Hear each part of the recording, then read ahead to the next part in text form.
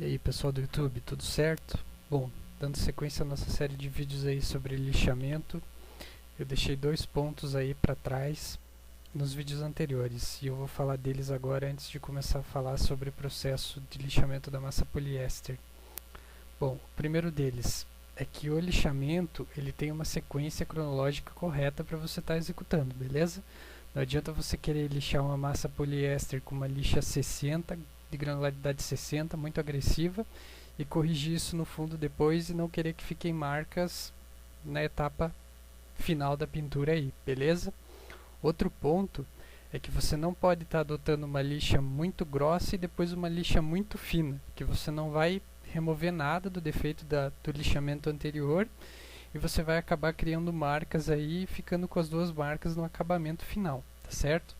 Então tenha em mente que você tem uma lixa de granularidade mínima e uma lixa de granularidade máxima para você estar adotando em cada etapa do processo de repintura, tá certo?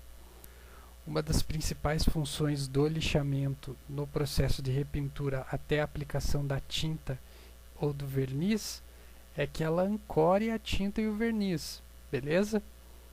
Ancore em que sentido? Ela deu uma superfície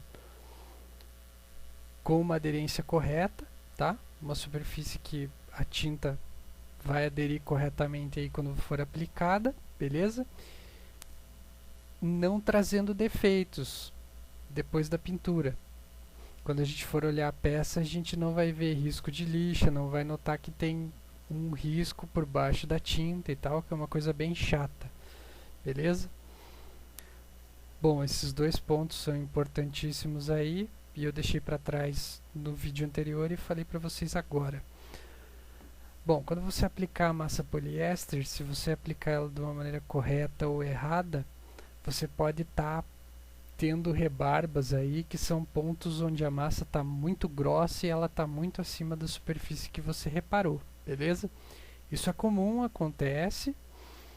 E para isso você pode estar utilizando uma lixa bem forte para fazer esse corte aí, beleza?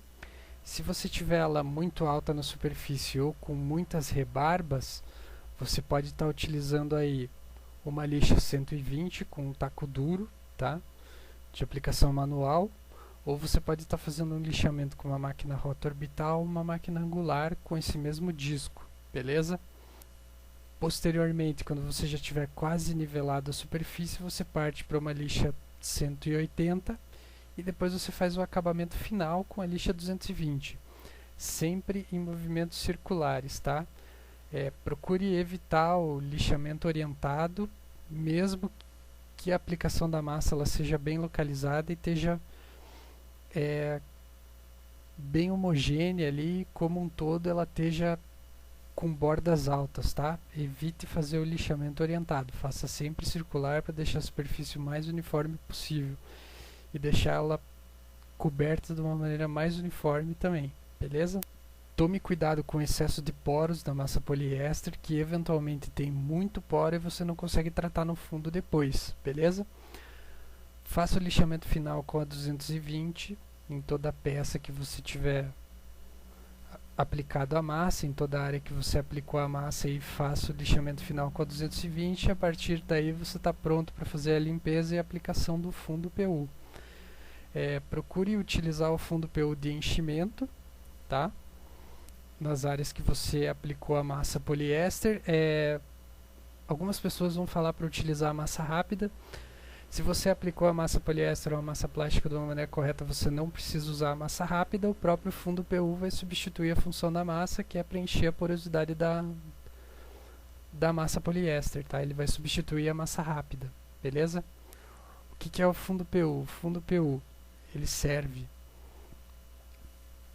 para dar proteção à chapa, tá? E ancorar a tinta de uma maneira uniforme na próxima etapa, principalmente se ela for poliéster. Em paralelo a isso, o fundo PU no processo de repintura ele é importante também porque a gente isola completamente a camada anterior, tá? O acabamento anterior, criando uma superfície homogênea, tá? Quimicamente preparada para a gente estar fazendo um novo acabamento aí com o mínimo possível de chance de problemas, beleza? Bom, o que é o fundo PU de enchimento? O fundo PU de enchimento é aquela configuração de diluição, tá, e catálise. A catálise normalmente não muda de um para o outro, porém a diluição muda, tá? Você dilui ele menos, deixa ele na diluição mínima para que ele preencha muito bem os poros da massa poliéster, preencha pequenos defeitos. Você sabendo trabalhar ele, você consegue preencher bastante defeito, tendo paciência, você consegue trabalhar muito bem ele e até em muitos casos deixar de lado a massa poliéster para utilizar só o fundo de enchimento, beleza? E o fundo comum, o fundo de isolamento que a gente chama, é o fundo mais diluído, mais fácil de aplicar, ele vai ficar com um acabamento melhor já, vai exigir menos no lixamento depois, tá certo? Porém, se você aplicar esse fundo no acabamento de uma massa poliéster que esteja médio, que ele esteja com um pouco de granularidade, enfim, um pouco de porosidade aí, você não vai ter um preenchimento adequado e principalmente se você fizer um acabamento poliéster, depois você vai notar isso e você não vai ter como corrigir sem repintar a peça, ok? Bom pessoal, até a etapa da massa poliéster a gente pode estar fazendo o uso de uma lixadeira angular, tá? Sem ser rota orbital, porém daí para frente eu aconselho vocês a trabalharem sempre com uma lixadeira rota orbital, beleza? Porque o acabamento ele é muito mais fácil de ser lixado, porque a gente precisa de um acabamento superior, tá? E a chance de erro com uma máquina rota orbital ela é muito menor do que com uma máquina rotativa, beleza? Portanto, para frente da massa poliéster, acredito eu que seja um pouco arriscado a gente trabalhar com uma máquina rotativa. A maioria dos profissionais não trabalha com máquina rotativa nessa etapa, tá? E dificilmente você acha alguém que lixa massa poliéster com uma máquina rotativa também, a não ser que tenha ficado muito grossa a camada de massa e você tenha uma boa margem de desbaste inicial, tá? Uma margem de corte. Porém, o acabamento provavelmente sempre vai ser feito com uma máquina rota orbital, tá certo?